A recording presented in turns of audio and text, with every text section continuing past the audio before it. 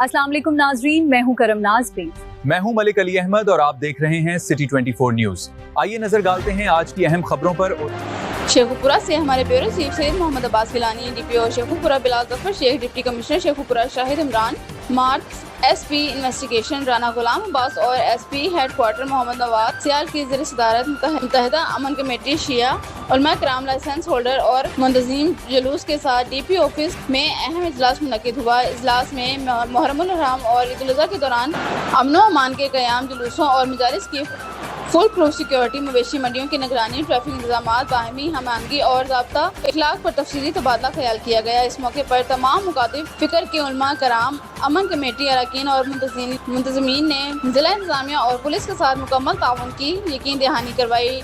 DPO Sheikhupura Bilal Zafar Sheikh ने कहा कि मुहर्रमुल हराम और ईद उल अज़हा के मौके पर शहरियों की जान और माल के तहफ़्फ़ुज़ को यकीनी बनाने के लिए तमाम दस्तयाब वसाइल बरोए कार लाए जाएंगे।